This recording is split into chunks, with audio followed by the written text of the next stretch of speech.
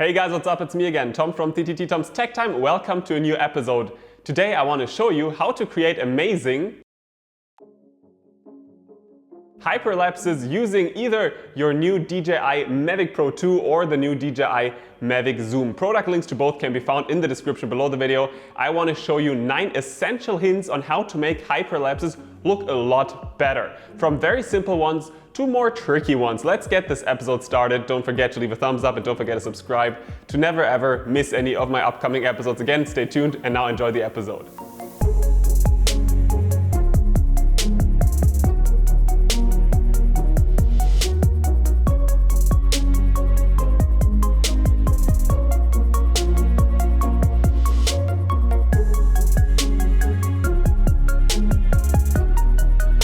My first hint is really basic but truly important. Before you go outdoors, do yourself the favor and check the weather. Check if it is a calm day or if there's lots of wind. The perfect timing to film a hyperlapse is when it is super calm outdoors. When there's no wind at all, then in the end the footage is gonna look very, very stable and smooth. As soon as there's wind, and I'm not talking about extreme gusts, I'm just talking about wind in general. When there's wind, then it is going to be really hard to finally stitch together a very fluid looking clip. Let's take a look at this clip of mine. I tried to record a hyperlapse and I really tried a lot to stabilize this hyperlapse using professional software, but it just did not work. I couldn't get it stabilized, and that was only because there was a bit of wind. So again, do yourself a favor, check the weather, and when it is super calm outdoors, that is the time to record your hyperlapses.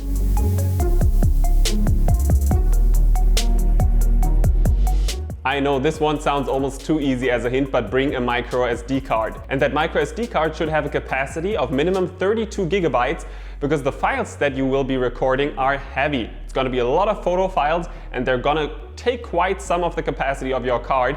And next to the capacity of your card needs to be fast in order to really save these heavy files very fast and very efficiently without any loss, without any problems. I checked 10 microSD cards and I found the 2 best ones, and you can find product links pointing at these 2 in the description below this video. And now let's head to the third hint.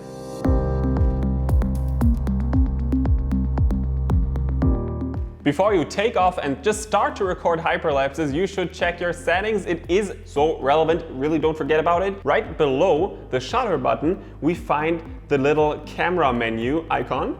We tap at it, and now we tap at the gear icon at the upper right-hand side. And we scroll all the way down until we reach storage location. Firstly, make sure to set the storage location to the SD card. We don't want to record onto the internal storage because that is probably not going to be enough. So make sure to select the SD card and next click at Save Original. That is really important if you want to record amazing and professional looking high quality hyperlapses. And in here, make sure to activate Save Original Hyperlapse. That needs to be activated, and we want to select RAW. We only want to save RAW files. JPEG files are really unnecessary. They're not saving enough details. So now when you're gonna shoot your hyperlapse, the drone is really gonna save every single photograph as a RAW file onto your microSD card. That is important if you want to have amazing looking results.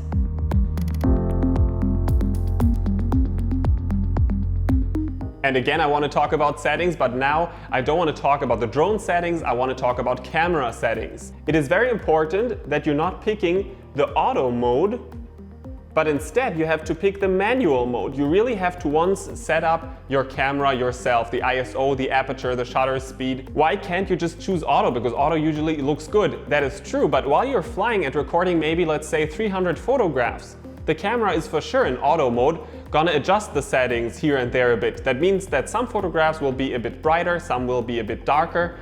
And later on, when you then put all photos together to create a clip, it's gonna look flickery. It's not gonna look smooth and fluid. It's not gonna look like film. It's gonna look like, yeah, many photographs put together. So in order to avoid that, in order to have all photographs look the same as film, just like film, make sure to activate manual and set up the camera yourself once before you start the hyperlapse.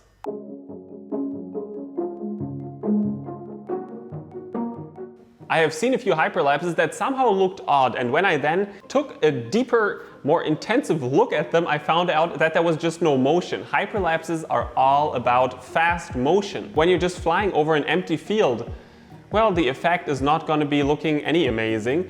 But what you have to do is you have to make sure that what you're taking photos of is something that's in motion, that can either be the moving clouds, or sunset or sunrise, or it can be people, or it can be cars driving by. It is essential that you are recording motion and not just static objects, because then you could just normally fly around them and film them. For a hyperlapse, it is essential that you have lots of objects in motion. That's what makes hyperlapses look really cool.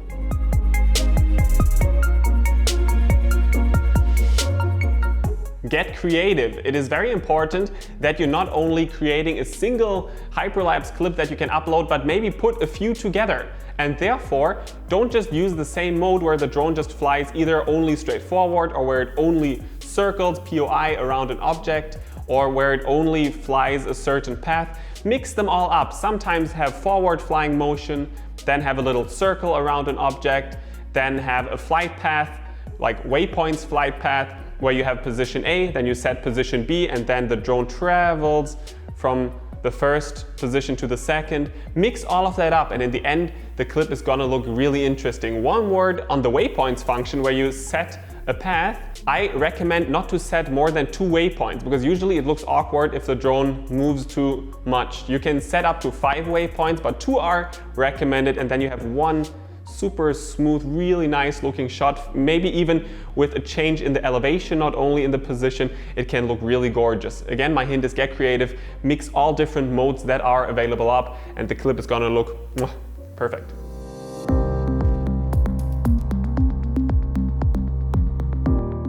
I know that it is awesome that the DJI Go 4 app, immediately after finishing to record a hyperlapse, that it puts together a hyperlapse video, but don't use that video. The video is not perfectly stabilized.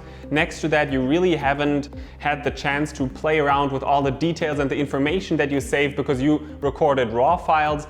And next to that, the resolution is just too low. Make sure to really take all the files that you have just saved onto your microSD card, then you load them all onto your computer, you open them up in Lightroom, where you then get the best out of your photographs, because you recorded raw photographs. You can really play around so much there, and then you can load all the photographs into a software like Adobe After Effects. You can create a video file, and you can there maybe use the warp stabilizer tool to really stabilize the video as good as possible. And then you have an amazing looking, high quality hyperlapse that will look a lot better than the hyperlapse that you get as a preview on your DJI Go 4 app.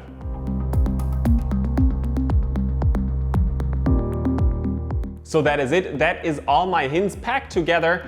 Now take a look at them again. It is essential that you really invest some time into creating hyperlapses. I know that the process takes a while, but in the end you're gonna have really amazing hyperlapses. And maybe only a few of my hints apply to your situation. Maybe you don't want to use too many softwares. Maybe you don't want to really invest too much time onto creating the hyperlapses, but maybe a few of my hints were helpful. Anyways, I hope that they were helpful at least. Don't forget to leave a thumbs up. Don't forget to subscribe to never ever miss any of my upcoming episodes again. And join the conversation if you have any questions left on facebook.com/groups/TomsTechTime.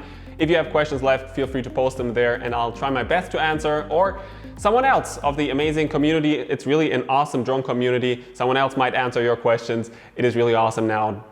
I already said that. Don't forget to leave a thumbs up. Don't forget to subscribe to never ever miss any of my upcoming episodes again. It's weird. It's such a standard sentence. It should be more creative. In the future, I might come up with something more creative. I'm not sure though. Don't think so.